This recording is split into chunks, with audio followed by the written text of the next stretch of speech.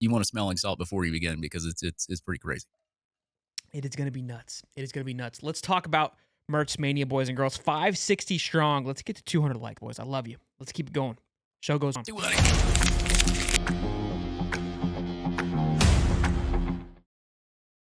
Mertz Mania, boys. I love it.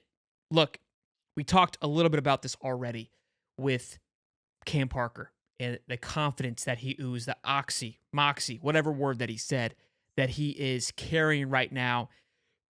He had a swagger about him that I hadn't seen. Has always had a swagger, which that's what I loved about Mertz. But this was I'm ready to spit on somebody and chew someone's head off. They kept talking about the culture because he kept bringing up, I love this team. This team's close. And look, I think we're all asking, like, what does that mean? What is this culture? What is that going to translate to, right? That's what we want to know. We keep hearing about it. The janitor keeps saying how great you guys are, how clean everything is. What the hell is that going to mean for me? I want a playoff. I don't care about how clean the locker room is. And he just said it, to winning, flat out finishing, winning all of it. Then he goes, I didn't just come back to boost my draft stock. I came back to win. And talked about his love for Florida football too, man. I was like, man, I feel like we haven't had a guy like this passionate about the colors, the name on the side of the helmet in a very long time. And playing for bigger than something than myself. And I think that's an important key factor in who he is and his leadership is he's playing for more than just Graham Mertz, right? And when you've got somebody like that that's willing to sacrifice himself, man, does that talk about just how that transcends to the football team and wanting to win, not for themselves, but for the guys around them and the brotherhood. And we're hearing all that about that. And look, it's one thing to talk. You can hear guys say those things, but I know they're saying it and we want to see it on the football field, but these guys are really encompassing it and you can hear it and you can feel it in each interview, which fires me up. What was interesting is we're getting more insight too on the helmet communication. And so he talked about that a little bit. He goes, look, I think it's a huge game changer, right? Because now they're going to be yelling off a 20-word play to me. And I got to remember the play, then come back to the team and go, hey, here's what we're doing. That's number one. Then I'm looking at my check downs. I'm reading the check downs. I got this guy over here. I got this guy over here. I got coach now in my head kind of reconfirming what I already know. So, and again, they kind of compared it to the video game that I'm able to dial it up in the middle of the game. And something that he said that we haven't really spoke about is, look, when I go to Tennessee, just a loud environment. I got coach up here, instead of over here, just doing sign language. It's great. They kind of started asking him a little bit about the signs and like who's giving the signs. And he's like, what? I'm not telling you any of that. Because you guys don't need to know any of that stuff. I loved it was really fun to watch him in this interview. He looked very confident, very comfortable. And like Cam said, it's more conversational than your back and forth AB interview. Davey? Yeah, I had the pleasure of meeting Graham Mertz. It was during the spring game at Spurrier's, and one of the most down-to-earth guys you'll ever meet. I mean, funny as hell. Took a picture with us, him and DK did.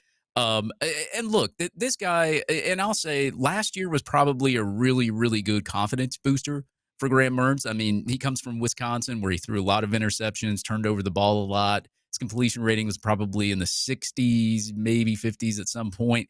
And you look at it, and that can kill your confidence as a quarterback. But you hear Billy Napier say he talked to the Wisconsin staff, said that, look, maybe we put him in the wrong system.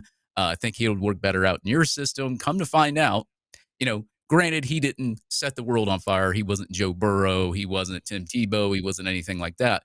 But a lot of people going into last year thought, oh my God, we got Graham Mertz. Really? Out of all the quarterbacks, we got Graham Mertz. This show is sponsored by BetterHelp, and this year has gone by so quickly. What's something you're proud of in 2024? What is something that you still want to accomplish for the remainder of the year? I know it's going by so fast, but we still have time to go after your goals and knock those bad boys out. When life goes fast, it's important to take a moment to celebrate your wins, but also reflect on your losses. Therapy can help you take stock of your progress and set achievable goals for the remainder of the year. If you're thinking of starting therapy, give BetterHelp a try.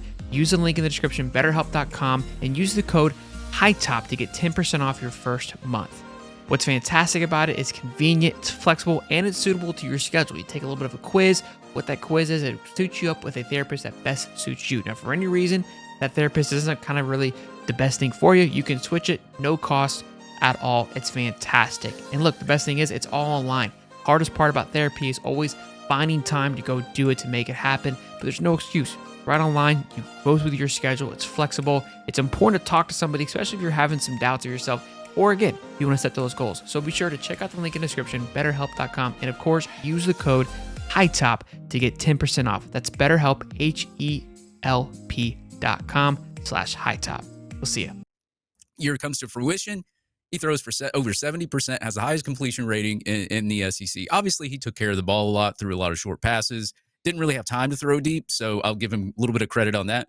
But you see how productive he was. I mean, Florida, they scored 28, I think it was like 28.4, 28.6 points per game. And that was with just two receivers, Ricky Pearsall and Eugene Wilson. And I know Khalil Jackson and all those other guys, but you had two really productive receivers. Graham Mertz got a lot more weapons now. He's got a lot more weapons in that wide receiver room. So I'm looking forward to seeing Graham Mertz in year two, already knowing the system and not getting off to that slow start like he did against Utah, still trying to learn the system. But now he knows the system. He's in it. He's got a lot more weapons. He's got a receivers familiar with and DK. Badgers coming in. You got Eugene Wilson. You got other weapons on that side of the ball. I don't need to list them all. Everybody's seen them and how much speed that they have. I think he's coming into the season with a little bit more confidence. Obviously, the offensive line's got to gel, give him some time to throw the football. But I even said this to somebody. I said, say the offensive line does struggle a little bit this year like they did last year. If the offensive line struggles like they did last year, Graham Mertz was still very productive, almost threw for 3,000 yards, 70% completion rating. We still Think scored. about still scored. Granted, he didn't throw, he not many turnovers. Think about, say it is the same. Think about all the weapons he's got now. Think about how many guys you can. Think about this. He did about that how many guys with. you could. I was gonna say, just think about how many guys you could dump it off to with the speed that he has, or like you remember that little.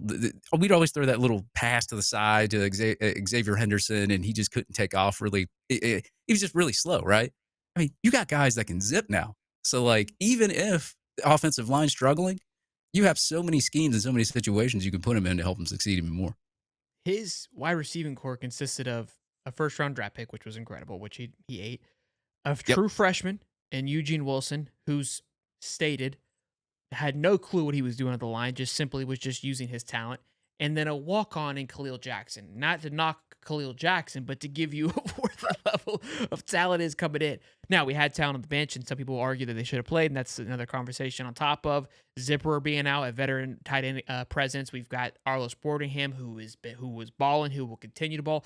True freshman again. Now all these guys got a second year in the system, second year with Graham Mertz, on top of two more weapons with experience in DK and Badger. And there's a clip that we were talking before the show of Badger doing a little slant route with just some incredible speed, a ton of speed around him. So look, I feel like we always find ourselves into a hype show, and it's definitely meant to be that. But that's just how I honestly feel, though. Like, I've talked to many people about it. I was like, now if the offensive line plays well, now you're cooking. And think about this too. I said our average 28.4, 28.6 points per game. That was with a bad defense. Think about if the defense improves, get you some turnovers, get you some short fields, special teams improves, maybe you get a return. I mean, you could easily improve the points per game average to 30 plus. I'm here for it. Keena Johnson, $5 says Joey's the kind of guy we need to fire up the boys. I couldn't agree more, Keena. Thank you for your $5. I love you and I appreciate you. Then we got Kevin here. Says $5. Any thoughts on LJ McCray? You know what's weird is that's one name we've heard a little bit about, not a lot about, in that edge room, and I think just not for bad reasons. Just the edge room's got a lot of talent, a lot of explosiveness plays, but I think LJ is going to be a factor. I think he's coming along nicely, but we didn't hear much about him from that scrimmage. I think it'll be a name that I try to poke and prod from scrimmage 2. Again, we don't get much access either, and I think people have their own rhymes and reason of what they're watching. So we'll see how that all that plays out. Boys and girls, let's talk about recruiting. The Gators could heat up this weekend. Okay, I know we're all in a panic right now where Florida football is. We're going to talk about if we land these guys coming up, where it puts us, and then all of a sudden, we've talked about there's a lot of guys out there that likes Florida, but it wants to see what happens. Pieces starting to come together.